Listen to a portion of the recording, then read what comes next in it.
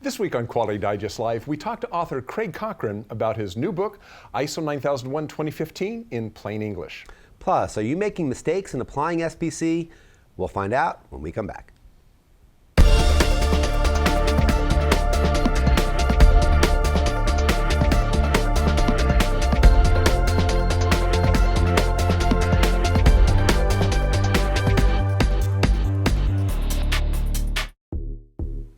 This episode of Quality Digest Live is sponsored by Hexagon Metrology. Hexagon carries the widest range of quality brands. With its extensive support network, Hexagon is also your partner. Hexagon Metrology. We are metrology. Welcome back to Quality Digest Live for December 11th, 2015. QDL is your weekly look at who and what is making the news in the world of quality. I'm Dirk Ducharme, Editor-in-Chief of Quality Digest. That he is, and I am Quality Digest publisher, Mike Richmond. We're going to begin the show this week with news, well, actually it's a request, I think you could more fairly say, from the American National Standards Institute. ANSI, as many of you know, is the U.S. member body to the International Organization for Standardization. And as such, they're lending their assistance to ISO's efforts in soliciting user feedback to its various management system standards, such as ISO 9001. Those interested in doing so can check out the article, ANSI Seeks Input on ISO Management System Standards Survey, which we linked to in Tuesday's issue of Quality Digest Daily. You can also access the article in our story links. They're just below the video player screen right down there, as they always are when we do the stories here on QDL. Well, once you're there at the article, you can review ISO's survey paper on management system standards, as well as a paper on the proliferation of standards by the DIN, which is Germany's national standards body. After that, users can access ANSI's online survey form to weigh in on the issue. Now, the DIN, again, that's Germany's member body to ISO, first raised concern about the need for better coordination and coherence in ISO's management system standards during the ISO Technical Management Board meeting in February of 2015. The issue is going to be discussed again at the upcoming February 2016 meetings of the TMB, so the feedback is needed pretty quickly. The deadline to respond is January 8th. For any questions, again, you can check out the article or you can contact ANSI directly at www.ansi.org. That's right.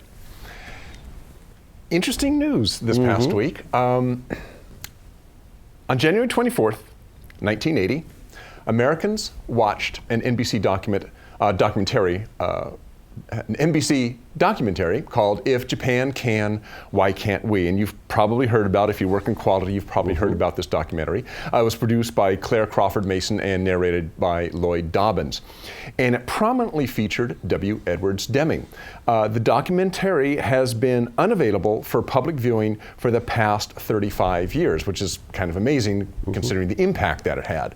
Well, just recently, the W. Edwards Deming Institute has announced that it has secured the perpetual rights for the program and has made it available on its website and its YouTube channel free of charge. In fact, you can watch the entire video on our website via YouTube if you click the article link below the player.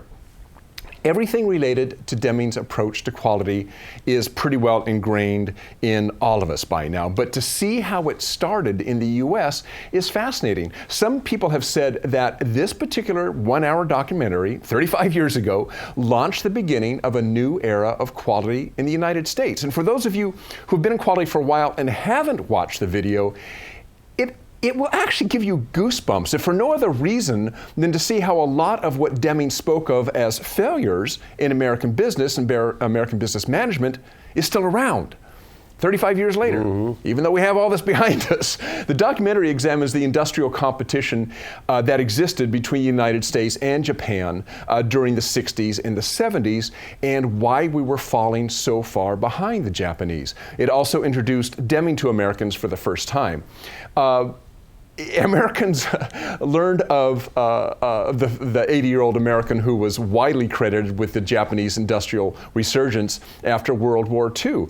And they were astounded to learn it was an American who went to Japan in the 50s and began teaching his philosophy to their leadership. The Japanese listened and learned as Deming taught them, and we should add also Duran and Feigenbaum. It wasn't just Deming. Deming was probably the biggest player there. But as these guys taught them about quality and productivity. And furthermore, they implemented it. You could safely say that it was because of Deming that the Japanese started kicking our rear ends in terms of quality and productivity back in the 60s and 70s, and actually even for a while longer. One of my favorite quotes from the documentary was when Deming said, "I think that people here expect miracles. American management thinks that they can just copy from Japan, but they don't know what to copy." So management knew that American CEOs knew that the Japanese were doing something right. I mean, they weren't oblivious to the fact that the Japanese were kicking our butts.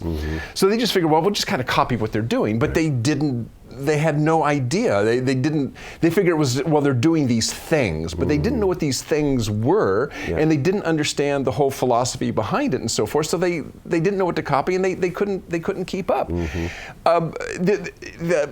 The documentary, and I remember when this happened, by the way, because I was still working in industry at this time, it caught the attention of CEOs across the United States, and soon you had companies like Ford and General Motors and Dow Chemical and Xerox and Hughes Aircraft asking Deming for his help. It wasn't long after, by the way, that control charts started showing up everywhere, and I remember that. I remember when this started happening. I mean, I remember all of a sudden walking out on the production floor, and there's these funky looking things, and I had no idea what they were. I didn't work in quality control, but the quality guys were all excited. I remember like they're showing, oh look, and they're pointing to the charts and all that. I don't know if they knew what they were looking at. I certainly didn't. But I remember when all this happened. So now you can start. You can view the video that started it all. It is, I guarantee you, fascinating viewing. If you just go to our, if you just follow the link to the if Japan can, why can't we?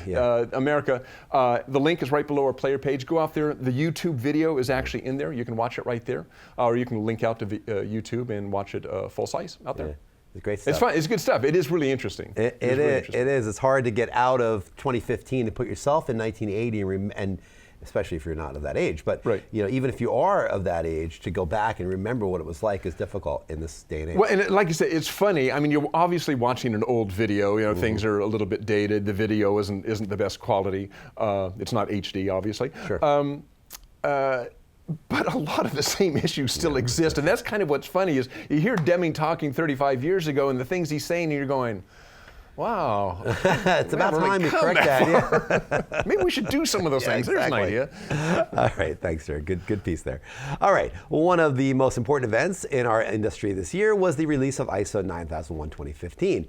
Any of you watching the show or reading Quality Digest Daily know that we've devoted a lot of space and airtime to dissecting the language of the standard and trying to figure out what the framers of ISO 9001 2015 intended and how auditors are going to interpret language revolving around things like the context of the organization, risk-based thinking, Annex SL, and a lot more.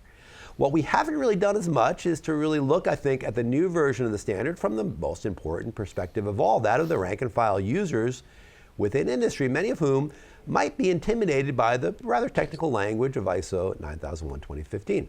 So it was with great pleasure that we welcomed the release of a new book, ISO 9001 2015 in plain English. There it is right there. I got it upside down. There it is right there, written by Craig Cochrane and published just a few weeks ago by Patent Professional. The book, which we excerpted in yesterday's issue of Quality Digest Daily, is indeed a user-centric, plain English look at the new version of ISO 9001, and there's the excerpt right there. Craig Cochrane, whose writings have appeared in Quality Digest for more than a decade now, is a longtime user of the standard, as well as a project manager for Georgia Tech's Enterprise Innovation Institute. He's going to join us now via Skype to talk about the new book and the new standard. So, Craig, welcome to the show. Thanks so much, Mike. Great to see you and Dirk both. Thank you for joining us. Well, right at the beginning of your book, you tell kind of a funny story about your first encounter with a previous version of ISO 9001 earlier in your career. So would it be fair to say that it wasn't exactly love at first read? Well, really, I think the main thing was it just seemed like a very overwhelming task. Back in those days, which was the 1987 version of the standard, it was very heavy on documentation and records. Everything had to be documented in some kind of a procedure or instruction, and everything you did had to be supported by a record.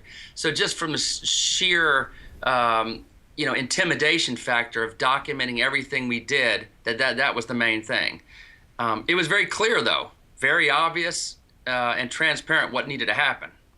Well, I mean, the standard, from my understanding, and not having implemented myself, from my understanding, it's never been particularly easy to approach for those looking at it for the first time. So what steps have the framers of ISO 9001 taken over the years to make it more accessible?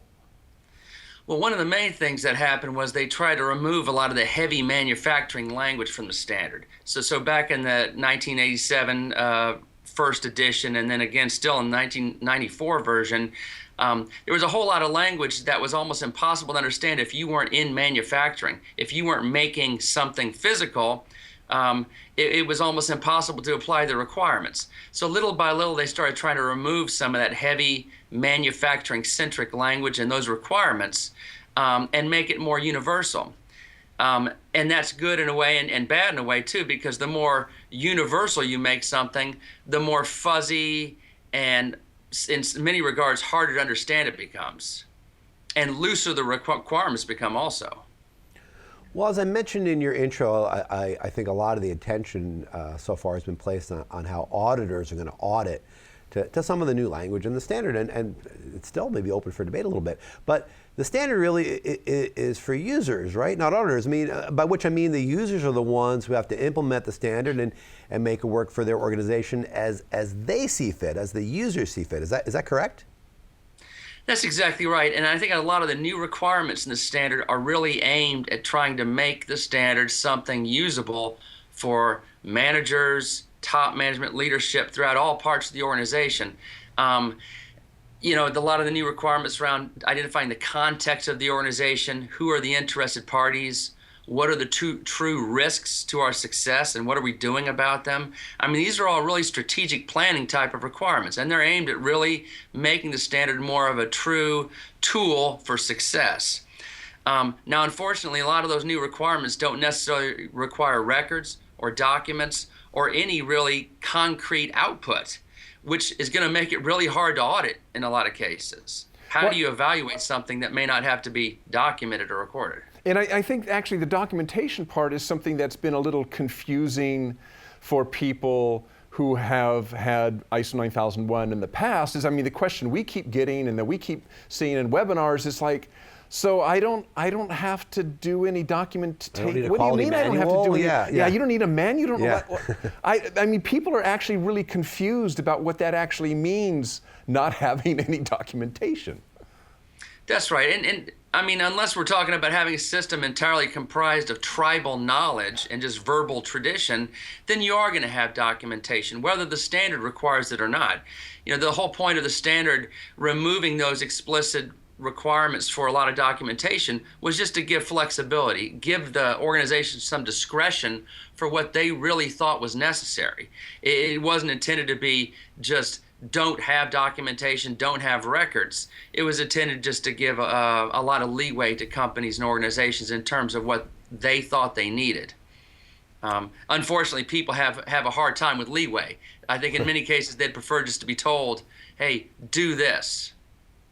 Yeah, and that is a problem. I think that people do tend to want to assume that something like ISO 9001 is going to be implementable based on, you know, you need to do this. And people do like that, but the intent here, Craig, I think was that, yeah, they wanted to make it more flexible so people can implement it the way that it works best for their organization. Forces them to have to think. Right, well, yeah, that makes sense. But would you agree with that, Craig, that really was the intent, was to make people be more strategic?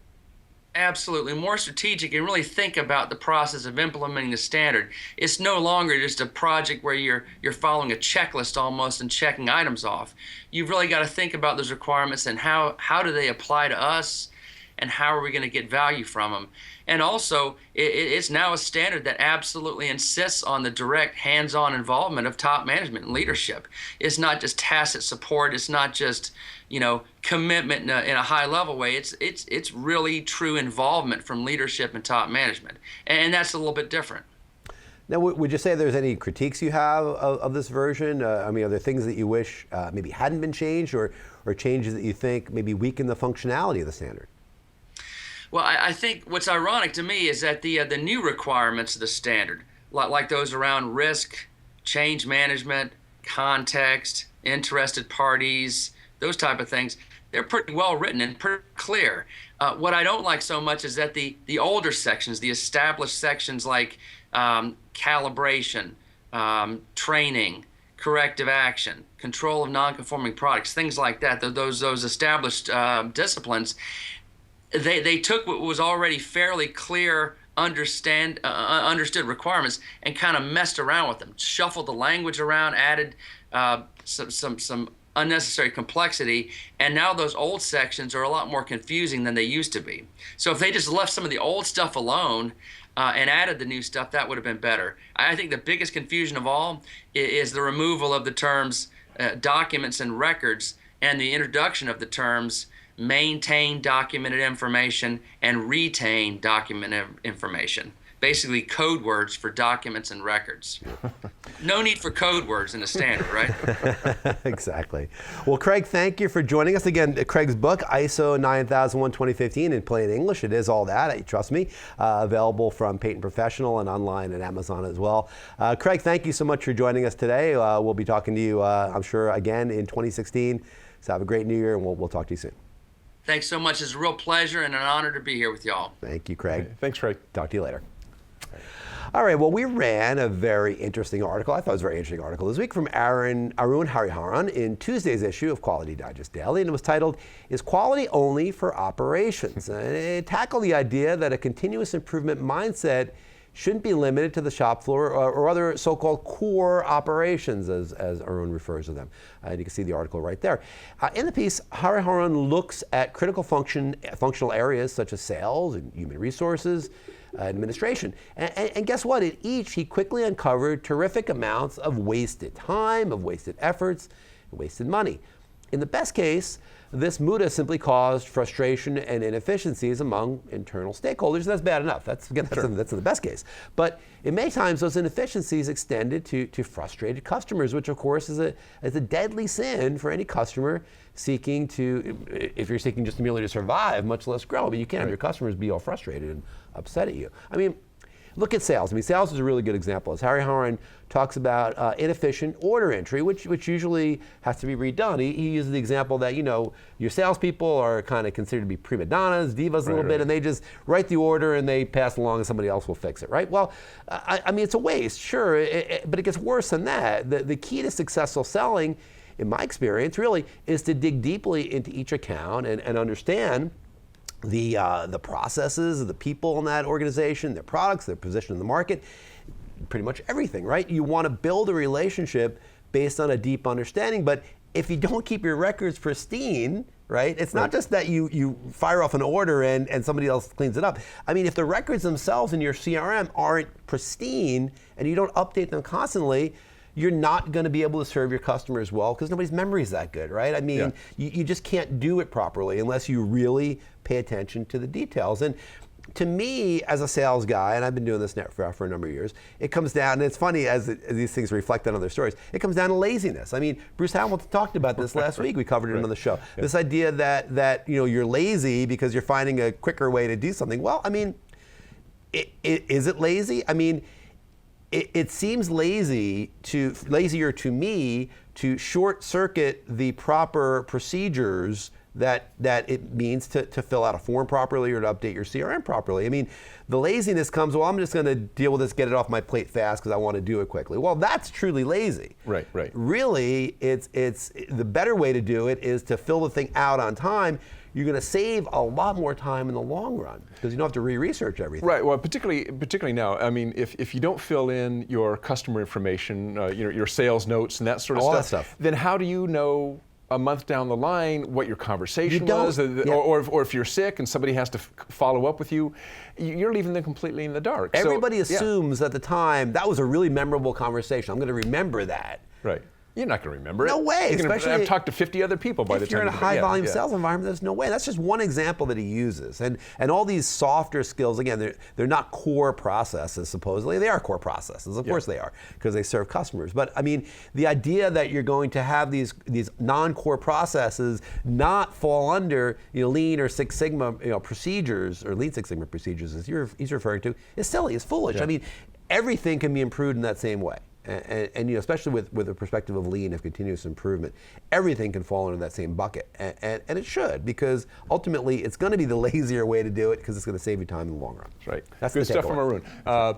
quality is for every department, not just for Yeah. not just for the folks out there in production. Absolutely true. Okay, well, we mentioned Deming at the top of the show, and a big part of what Deming taught was the use of statistics to understand and ultimately control your processes. But the problem with statistics is that it's statistics. I was told there'd be no math in this job. It's math. I don't know who told me that. It's hard.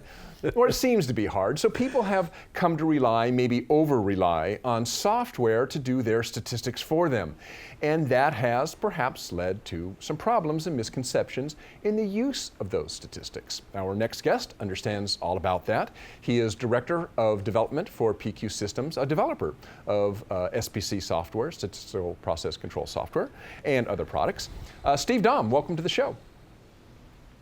Hello, thanks for having me. Okay, well, in your article, towards the end of it, you do allude to the fact that people often expect to blindly plug data into SPC software and expect it to magically give them answers without truly understanding what they're doing. So how important is a mathematical or at least a conceptual understanding of SPC, even when using software?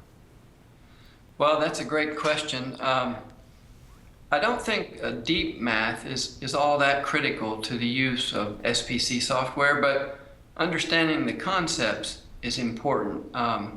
Dr. Don Wheeler said something years ago that has really stuck with me, and that is that SPC is a way of thinking with some tools attached. And that really stuck with me because if you focus too much on the tools, for example, the math or the software, and not enough on the way of thinking, you're not going to get the full benefit from it. So even though math is not critically important, it is important that the quality improvement workers understand things like variation, the difference between common and special cause variation, what it means to have a stable process, and something about capability, what it means to produce a product that meets your customer requirements. So these concepts can be understood, without doing any math, but it does require some training and some practice. And if you do that training and have your employees practice that often, they'll pick up on the concepts, even though they may not be able to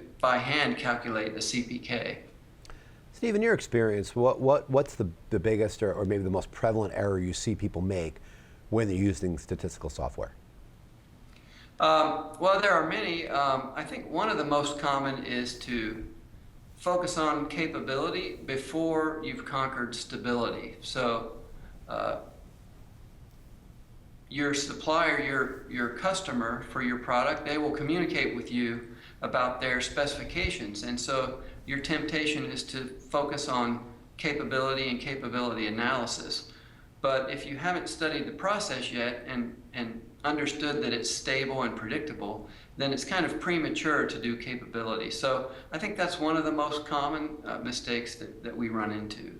You mentioned in your article, and we get this question sent to us actually quite frequently, how much data is enough data to start doing analysis? And we must get that question a couple times a month.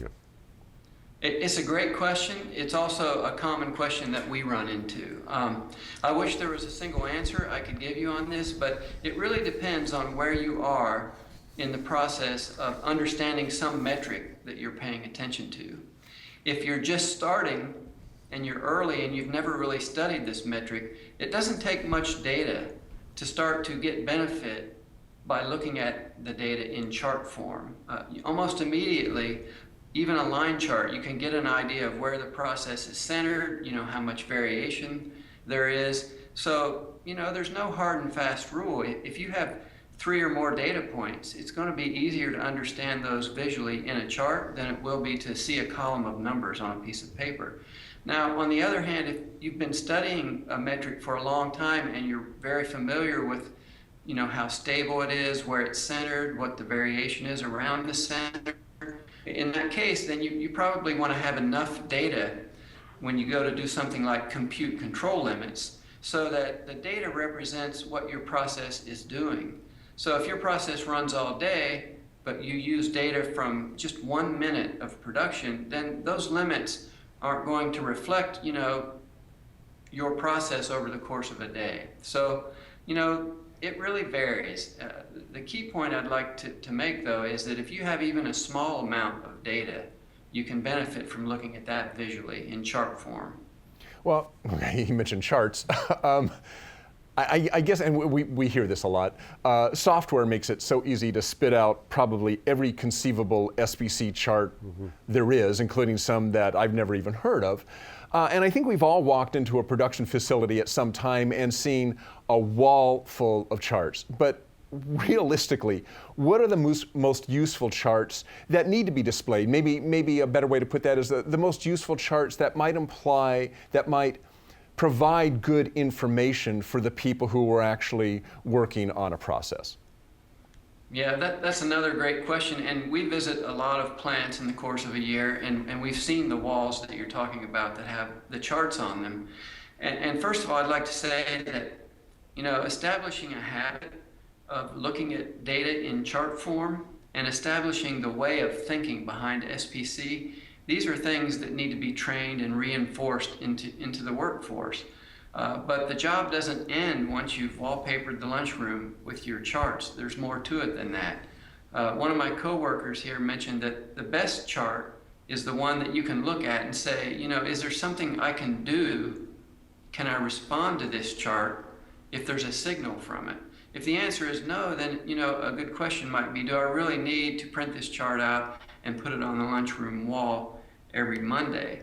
But in terms of the types of charts, I always like for people to start simple. So if you're just looking at a metric for the first time, a run chart, it's anyone in elementary school can make a run chart of 5 or 6 data points, and you can immediately get some context and a visual look at what's happening. So I start with run charts, and then if you want to learn more about the process, you might go to an individuals chart, which is a control chart. So you've got control limits. You can do some pattern recognition, look for out of control points on the chart. Okay, one problem with that is that if you start with an individuals chart, you might focus only on where the process is centered and not how much it varies around the mean. And so after that, you might make it a two-pane chart where you're looking at both an individuals and a range chart, so that you get a sense of both of those sources of variation, where it's centered and how much spread there is. So, the bottom line is think with charts, start simple, and do more as you need it. If you're looking at hundreds of charts on a wall, ask yourself the question, can I do anything about any of this? And if the answer is no, another question might be, do we really need to be doing these charts? Those are great questions, though. Okay. Well, we're going to have a lot more. Steve Daum is going to be presenting a webinar along with Quality Digest, myself, next week, called The 5 Common Mistakes Applying SPC and How to Avoid Them. So all of what we talked about just now and a lot more. Next Thursday, December 17th at 2 p.m. Eastern, 11 a.m. Pacific. So if you're confused about statistics, or you think you need to start doing statistics and you want to know how to get started and what to avoid, this is the webinar for you. So be sure to join us there next Thursday. Steve, thanks for joining us this morning. Thank you. Have a good day. Okay, see you next week. You too. We'll see you Thursday, Steve. Yeah, good stuff there. Yeah, and not just for people that don't know statistics. I think people that are doing SPC for a while and might learn something that maybe they're doing something wrong. Yeah, Steve, as you can see in that little clip, Steve really has a high level of expertise in this area. So check it out. Check out your email. We'll be sending you email reminders about that. You can register through that, or you can register through Steve's article, which is, again, right below the player page right down there. All right. Well, that's our show. But before we close, we'd like to offer thanks to today's sponsor. The newly rebranded Hexagon Manufacturing Intelligence is committed to helping you control your processes, enhance the quality of your products, and increase efficiencies. They empower you to stay one step ahead of a changing world with their wide range of product offerings, nearly 200 years of expertise, and an extensive support network. Hexagon Manufacturing Intelligence, where quality comes together. For more information, just click on the banner ad just below or just to the right of this video player screen right down there. You can check it out. That's right. Well, thanks for joining us. That is the end of today's show. And once again, remember, SPC is your gig. 5 common mistakes applying SPC and how to avoid them. Watch that webinar. Join us next Thursday, December 17th at 2 p.m. Eastern, 11 a.m. Pacific. If you go down to the article underneath the player page there, you can link out to it and register. You can register, or your email, like I say. Or your email. You'll be getting emails on this as well. You'll be getting it in your inbox probably Monday and a couple of times next week. So check it out there. Yep. Well, that's our show. Thank you all for joining us. Thank you, Dirk, for being there. It was a pleasure to have you there as always. Thank you, Steve Dahm, for joining us, and Craig Cochrane, too. Don't forget about Craig's new book, ISO 9001 2015, in plain English. Good book there from Peyton Professional. So thank you all for joining us. Have a great weekend, and we'll see you next week. So long. Bye.